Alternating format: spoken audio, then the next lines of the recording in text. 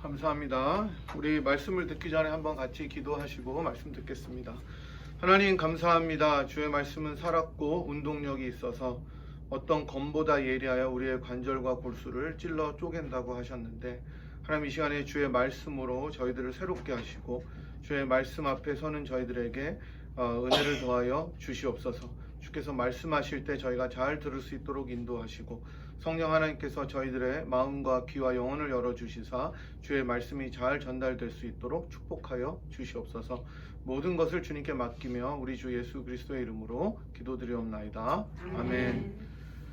자, 여러분 반갑습니다. 그 옆에 계신 분들과 다시 한번 인사하도록 하겠습니다. 반갑습니다. 이렇게 인사하시고. 지난주만큼 감흥이 별로 없으신데 네. 어쨌든 저는 참 좋습니다. 지금 만나서 예배 드리는 게 참 좋고요. 참 좋으신 우리 주님의 이름으로 다시 한번 문안 드리고 안부를 드립니다. 이렇게 함께 모여서 예배 드리는 것이 참 복이었다라는 생각을 계속 하게 되고, 너무 당연하게 여겼었던 일상의 자그마한 것들이 얼마나 소중했었는지를 저희들이 알게 됩니다. 가고 싶은 데를 마음대로 가고, 그죠?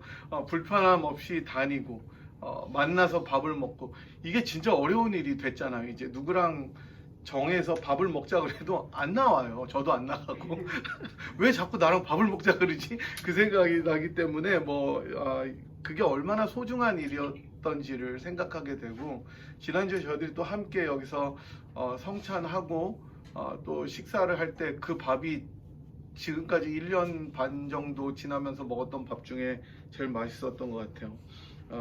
얼굴과 얼굴을 대면해서 보는 이 귀한 일이 얼마나 하나님께 감사한지 모르겠습니다. 오늘도 예배로 나오신 여러분께 하나님께서 내려주시는 놀라운 은혜와 긍휼하심이 있었으면 좋겠습니다. 뉴스를 보니까 한국은 이게 델타 변이로 지금 1000몇 명씩 있는데, 미국에 비하면 아무것도 아니죠. 미국은 뭐 25,000 그래도 괜찮습니다. 그 확진자가 하도 많았기 때문에 한국 1000명이면 뭐 그냥 캘리포니아보다 적은데 왜 이렇게 난리냐 그럴 수 있지만, 한국은 워낙 방역이 좋기 때문에 지금 4단계인 거죠. 예배 못해요. 만나서 예배 못하고, 제주도 같은 안전한 지역도 2단계라고 하니까 참 이게 이제 힘든 상황에 있는 거죠. 반면에 영국은 확진자가 5만 가까이 되는데도 마스크 쓰라는 게 없고 막 그 유로 그 축구 2000 결승전 할 때 난리가 난 거예요. 따닥따닥 붙어서 막 그냥 우통 벗고 남자애들 막 흔들고 네. 와, 저러다가 이제 끝내주겠다 그랬는데, 이 서양 사람들이랑 참 틀린 것 같아요. 이 구속을 못 견뎌 하는 것 같아요. 이 서양 사람들은. 한국은 그래도 어느 정도 통제에 좀 익숙하잖아요. 학교에서부터. 그래서 말 잘 듣는데 미국 사람들은 그렇게 가둬놓으면 안 되는 것 같고, 지금 LA 카운티는 다시 실내는 마스크 리콰이어드로 바뀌었다고 합니다. 그래서 이게 알파, 베타, 감마, 이게 헬라어예요. 그리스어인데, 그 다음에 이제 이러다가 이제 알파벳 끝까지 가겠다 막 이런 농담도 있어요. 계속 변이가 나오니까. 그래서 여러분께서 여전히 위험한 것을 좀 인지하시고 계속해서 조심하셨으면 좋겠습니다. 우리 장로님 기도하신 것처럼 안전하다고 생각할 때가 제일 위험할 수 있으니까 우리도 잘 조심해서 안전을 기해 이게 자기가 조심하면 사실 괜찮은 거예요. 그러니까 자기가 조심을 안 하기 때문에 걸리는 경우가 거의고, 본인들이 조심하면 괜찮다고 하니까 또 너무 두려워하지 마시고 우리들이 기도하면서 잘 안전에 만전을 기했으면 좋겠습니다. 저희가 지난주로 14번에 걸쳐서 요한서신을 다 살펴봤고요. 사랑의 안단테라는 제목으로 요한일서, 2서, 3서를 다 끝냈습니다. 이제 오늘부터는 제가 이거 잘 맞춰서 지난주부터 딱 시작하려고 하는데 그게 또 안 맞더라고요. 또 딱 한 주 뭐 이렇게 절기도 끼고 그러니까 생각대로 딱딱 안 맞는데, 어쨌든 오늘부터 히브리서 11장을 중심으로 믿음의 인물들을 공부하면서 하나님께서 우리들에게 주시는 귀한 음성을 들으려고 합니다. 계속해서 부족한 저를 위해서 기도해 주시고 기도해 주시겠지만, 말씀 들으시는 여러분들 자신을 위해서도 간절함을 달라고 기도했으면 좋겠습니다. 그런 우리 공동체에 하나님께서 말씀의 은혜를 부어주셨으면 좋겠다고 저도 기도하고 있습니다. 여러분 히브리서 11장은 여러분들을 비롯해서 많은 성도들이 사랑하는 진짜 정말 흔히 믿음장이라고 불리는 그런 곳이죠. 이거 미국 사람들도 이 장을 정말 좋아해서 설교도 많이 하고 뭐 한국 사람들은 믿음장이라 그래서 정말 좋아하는데 이 히브리서 11장을 외우는 사람은 잘 못 봤어요. 너무 많기 때문에.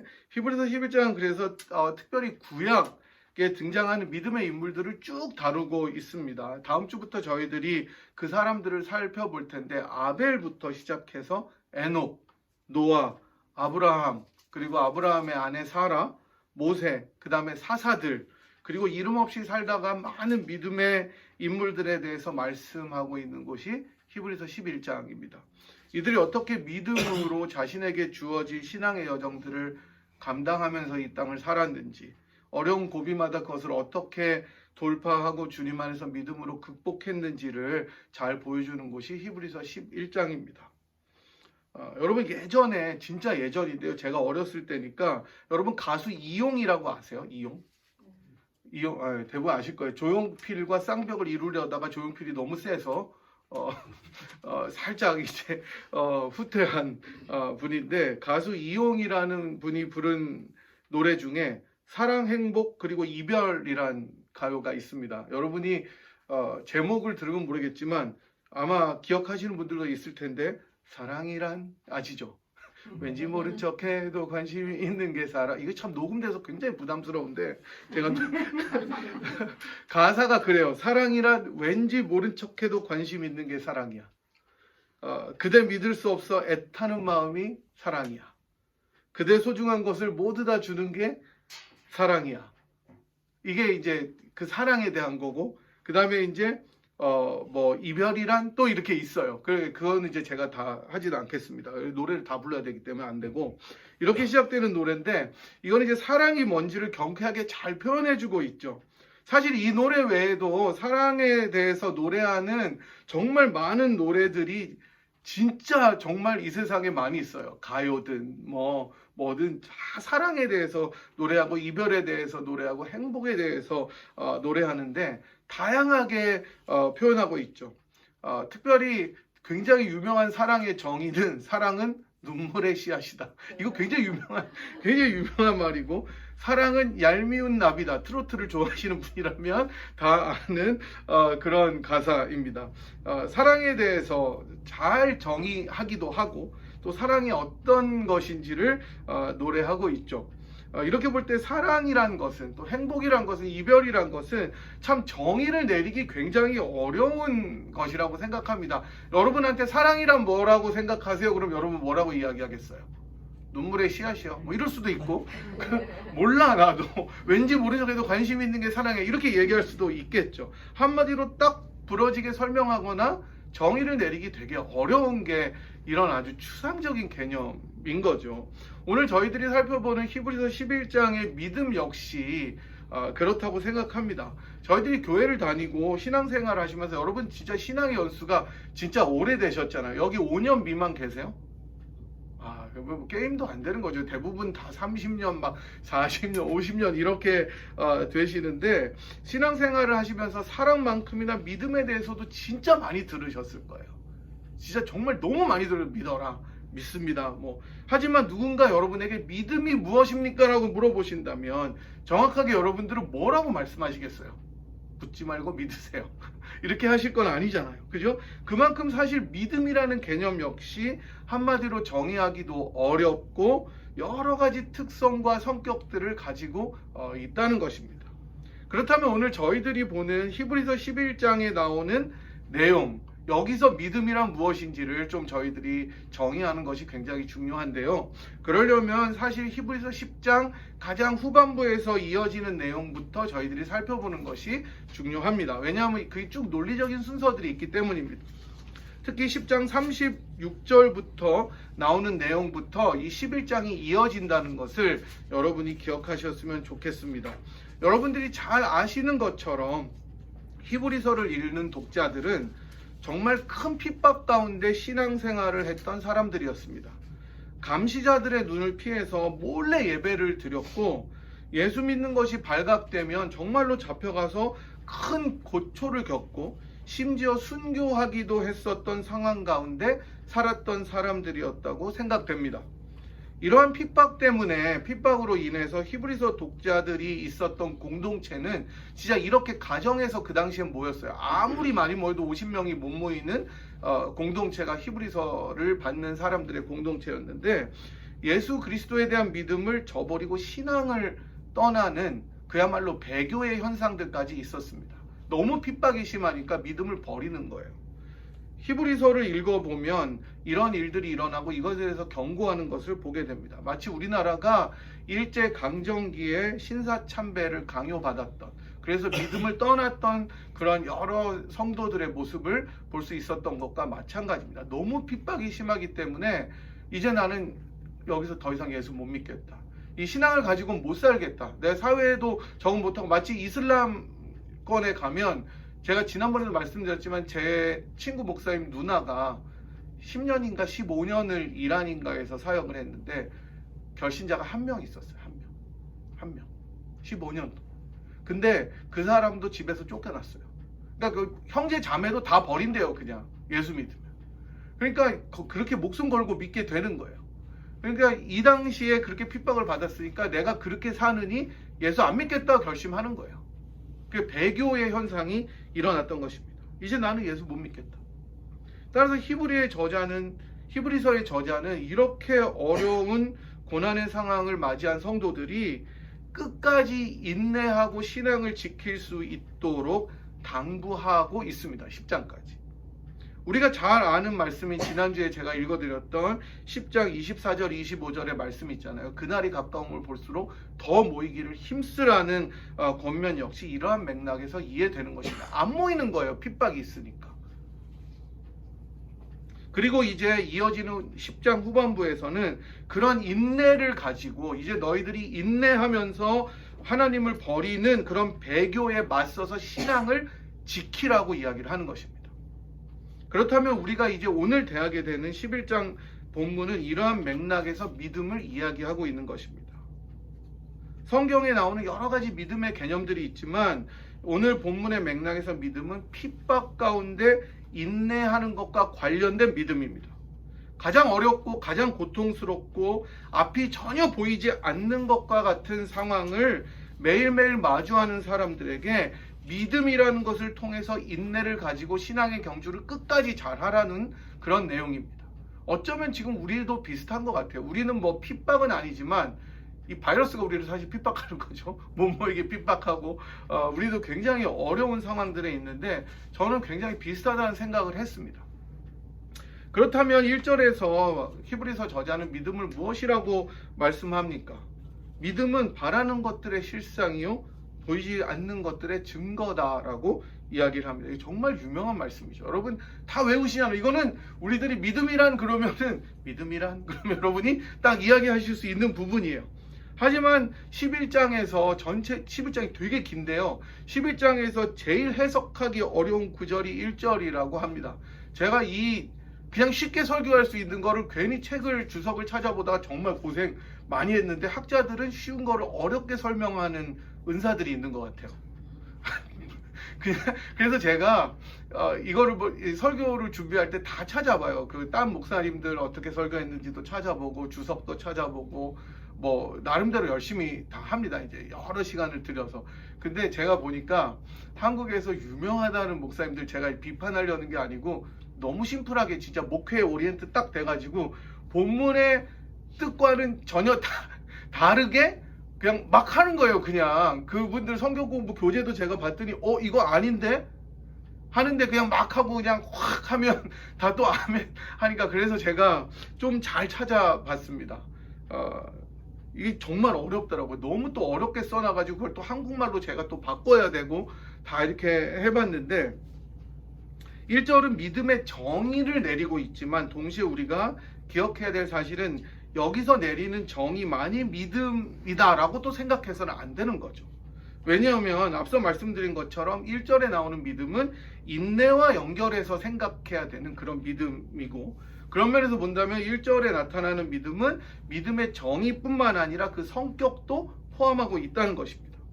먼저 믿음이 바라는 것들의 실상이라고 히브리서 저자가 이야기하는데, 이 말씀은 우리가 주관적으로 소원하고 그냥 되었으면 좋겠다고 꿈을 꾸는 모든 일들이 그대로 현실에서 이루어진다는 뜻은 아닐 겁니다. 예를 들어서 요즘같이 어려울 때, 여러분 진짜 어렵잖아요. 모든 것이 다 어렵고 물가도 진짜 많이 올라서 여러분 집값이 지금 폭등하고 있는 거 아시죠? 차값도 요새 마이크로칩이 여러분 그 컴퓨터에 없어가지고 중고구, 새 차구 부르는 게 값이랍니다. 그 코스코 오토 프로그램이라는 데가 있어서 제가 등록을 했더니 이메일이 날라와요. 마이크로칩이 쇼티지다. 그래가지고 차가 없으니까 한참 있다가 사라. 걔네들이 그렇게 레코멘드를 해주는 거예요. 그래서 아까 말씀드린 그 청년은 자기가 팔았던 그 집에 렌트를 살고 있어요. 여러분 이게 지금 정말 어렵잖아요. 진짜 다 같이 어렵고, 여러분도 지금 다 비즈니스 하시지만 다 같이 어려우실 텐데, 경제도 어렵고 물가도 비싸서 상황이 어려우니까 여러분 어떤 현상이 일어나면 복권을 사는 사람이 진짜 많이 늘어난대요. 그럴 수밖에 없을 거예요. 그러니까 복권을 찍어내는 데는 호황이에요. 미국은 정말 모든 물가들이 안 오른 게 없으니까 한국도 그럴 테고, 사람들이 눈을 감고 제발 잘 되었으면 좋겠다, 돈이 많아졌으면 좋겠다 하는 바람을 굳게 확신하면 그대로 이루어진다. 이런 믿음이 1절에서 말하는 믿음은 아니죠. 저는 여러분들 수준이 높은데 감사해요. 이거 딴 교회에서 하면 또 아멘 하는 분들이 가끔 있어요. 제가 언젠가 몇 년 전에 수련회 가서 분명히 이런 식으로 해서 아니라는 것을 딱 말했는데 어떤 분이 맨 앞에 앉아서 아멘 하더라고요. 제가 정말 당황했어요. 뭐라 그럴 수도 없고. 근데 이런 황당한 경우 말고도 우리나라 크리스찬들이 잘하는 게 뭐냐면 믿습니다 있잖아요. 그 조용기 목사님 같이 그냥 믿습니다가 아니고 믿습니다 이렇게 하는 것. 이게 자기 주관적인 바람이나 소원들이 이루어질 것을 무턱대고 믿는 것, 그렇게 될 것이라고 믿는 건데, 이런 것들은 히브리서에서 말하는, 아니 성경에서 말하는 믿음이 아니겠죠. 그럼 믿음이 바라는 것들의 실상이다 라는 말은 뭐냐면, 여기서 실상이다로 번역된 단어를 정확하게 번역하면요, 확신입니다. 확신. 영어로 assurance입니다. 그래서 1절 상반절은 이렇게 번역할 수 있어요. 믿음은 바라는 것들에 대한 확신이다. 이렇게 이야기할 수 있습니다. 무엇을 바랍니까, 그럼 여러분? 아까 말씀드린 우리의 주관적인 소망, 가지고 싶은 열망이나 욕심이나 욕망이 아니라 우리가 계속 앞으로 다음 주부터 살펴보게 될 믿음의 사람들이 소망하고 바랐던 것을 의미하는데, 그것은 바로 하나님의 약속을 뜻합니다. 이게 굉장히 중요한 거예요. 구약의 아브라함은 자신의 적장자를 통해서 하나님의 약속이 이루어질 것을 믿었습니다. 자기의 자손이 모래와 같이 많아질 것이고 하나님께서 나를 복의 근원으로 삼아주실 그 약속을 믿었던 거예요. 비록 자식이 없었어도 지금. 그리고 내가 그 자식을 바칠지라도 하나님께서 어떻게든 얘를 통해서, 이 이삭을 통해서 이루어 주실 것을 믿었다는 것입니다. 때로는 여러 가지 어려움이 찾아오고 본인의 죄와 허물로 실패할 때도 있었지만 하나님께서 이 약속을 끝까지 성취하실 것이라는 사실을 믿었던 것이죠. 이런 의미에서 믿음이 바로 바라는 것들의 실상, 즉 바라는 것들이 이루어질 것에 대한 것을 확신한다는 것입니다. 이러한 하나님의 약속은 1절 하반절 그 다음 부분에 나오듯이 사실 눈에 보이지가 않아요. 그게 되게 힘든 거예요. 언제 이루어질지 또 어떻게 이루어질지 하나님만 아시는 거예요. 이게 인간들에게는 답답한 부분인 거죠. 조금이라도 하나님께서 힌트를 줘가지고 야 요렇게 하면은 되겠다라고 가르쳐주면 정말 좋을 텐데, 하나님 그렇게 안 해요. 하나님의 계획 안에서 침묵하실 때가 더 많아요. 우리가 기도해도 안 가르쳐 주실 때가 더 많아요. 언제 이루어질지 또 어떤 방식으로 이루어질지 하나님만 아시는데, 이렇게 보이지 않는 것들의 증거가 믿음이라는 거예요. 여기서도 증거로 번역된 말은 확신이라고 똑같이 번역할 수가 있습니다. 그러니까 1절은 확신이라는 말을 가운데 두고 두 부분으로 나눠지는 것이죠. 바라는 것들에 대한 확신이고, 그 확신은 보이지 않는 것들을 확신하는 것으로 표현되는 것이죠. 다시 말씀드리면 믿음이란 하나님께서 약속하신 것들이 반드시 성취된다고 내가 확신하는 것이고, 그 약속이나 약속들이 우리 인생에서 보이지 않고 아무런 증거나 실마리도 없는 것처럼 보여도 내가 그것을 확신하는 것으로 표현된다는 것. 이것이 믿음이라는 것입니다. 우리는 앞으로 이렇게 살다간 믿음의 인물들을 다음 주부터 살펴보게 될 것입니다. 여러 상황에서. 그렇다면 오늘 본문이 말씀하는 믿음의 정의와 성격을 우리들의 삶에서는 어떻게 적용할 수가 있겠습니까? 그 믿음이 우리랑 무슨 상관이 있습니까? 히브리서 독자들의 상황은 아까도 말씀드린 것처럼 정말로 극심한 핍박과 박해의 상황이었다고 말씀드렸습니다. 그런 어려운 가운데 히브리서 저자는 자신의 독자들이 하나님께서 약속하셨던 것을, 즉 히브리서에서 여러 가지로 읽을 수 있는 약속들을 통해서, 예를 들어서 안식을 누린다든지 대제사장이신 예수님께서 끝까지 지켜주신다 하는 약속들이 지금 상황에선 잘 보이지가 않고 어쩌면 신뢰하기도 너무 힘들지만 반드시 이루어질 것을 확신하라고 권면하고 있습니다. 그게 믿음이다라고 이야기하는 거예요. 그리고 그 믿음을 가지고 너희들이 지금 이 상황 속에서 인내를 이루라고 권면하는 것입니다. 저는 이 원리가 우리들의 삶에서도 동일하게 적용된다고 생각합니다. 우리들은 신앙의 여정을 걸어가면서 때로는 어려움을 맞을 때도 많이 있죠. 지금같이. 지금이 참 모두가 공평하게 어렵잖아요. 코로나가 가져다 준 것은 물론 빈부에 따라서 상황도 많이 틀리겠지만 누구에게나 동일하게 위협을 가한다는 공평성이 있다는 거예요. 트럼프도 걸렸었잖아요. 그죠? 괜찮다 그러더니 걸려가지고, 그죠? 지금 모르겠어요. 근데 어쨌든 여러분, 건강이 나빠질 때도 있고요. 그죠? 경제적으로 무너질 때도 있고, 가정에 어려움을 맞을 때도 있고, 이별의 아픔을 겪기도 하고, 사람들과의 관계에서 내가 공경에 처하고 모함에 처할 때도 있고, 심지어 다른 사람들에게는 말할 수조차 없는 어려움과 아픔을 우리들이 마주할 때가 많이 있습니다. 아무리 그게 인생이라고 위로해봐도 그 참 어려움이 쉽게 가시지 않을 때가 많이 있죠. 인생이 눈물 골짜기라면 나는 왜 계속 눈물 골짜기에 있는가라고 이야기할 때도 있습니다. 여러분, 바로 그때 믿음을 새롭게 해달라고, 그래서 일어나게 해달라고 주님께 구해야 됩니다. 그 믿음은 바로 하나님께서 우리들에게 약속하신 여러 약속의 말씀들을 기억하고 붙잡고 그 말씀이 우리들의 삶 가운데 반드시 이루어질 것을 확신하는 것입니다. 비록 지금 당장 상황이 정말로 삐까번쩍하게 개선되지 않더라도, 어쩌면 더 어려울 수도 있고 일이 꼬이는 것처럼 전혀 아무런 앞길이 보이지 않는 것처럼 느껴질지라도 하나님께서 이 모든 것을 자신의 신실함 가운데, 하나님의 뜻 가운데서 가장 아름다운 방법으로 이루어 주실 것을 확신하는 것, 그것이 믿음입니다. 보이지 않아도, 느껴지지 않아도, 들리지 않아도, 내 눈에 증거가 없는 것처럼 보여도 하나님께서는 항상 선하시고 우리들을 끝까지 지키시는 그 하나님이 되신다는 것을 확신하는 것입니다. 이런 확신은 여러분 자기 최면이나 자기 긍정이 아닙니다. 2절에 보면 우리보다 앞서 살아가셨던 믿음의 선진들이 이것으로 증거를 얻었다고 말씀합니다. 확신을 했기 때문입니다. 하나님의 약속은 반드시 이루어진다는 것을 경험한 자들이 이렇게 많아요. 그래서 여러분 12장 1절에 가면은 얘기하기를, 그러므로 우리에게 이렇게 구름같이 허다한 증인들이 있다고 이야기를 하는 거예요. 그래서 우리보다 먼저 살다가 믿음의 여정을 잘 마치고 하나님 앞에 선 사람들은 우리와 똑같이 어려운 상황을 겪고 아무렇게 보이지도 않는 그 신앙의 길들을 걸어가면서도 하나님의 약속이 반드시 이루어질 것을 믿고 완주했던 사람들이었고, 그 사람들이 증인이 돼서 우리들을 격려하고 있다는 것입니다. 그리고 히브리서 저자는 이제 앞으로 펼쳐질 믿음의 그런 구름같이 허다한 증인들의 그 목록들을 우리들에게 이야기해 주실 것입니다. 다음 주부터.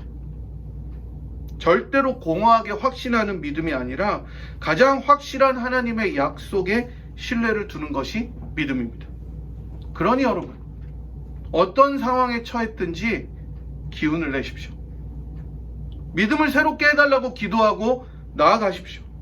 비록 지금 나를 둘러싸고 있는 여러 상황들이 답답하고 또 어렵고 해결의 기미도 보이지 않은 것 같지만 하나님께서 신실하게 우리를 지켜주시고 도우시고 하나님께서 우리들의 그늘이 되어주시고 이 땡볕에 그늘이 되어주시고 모든 것을 합력하심으로 예수 그리스도 안에서 선을 이루어 주실 것을 확신하시기 바랍니다.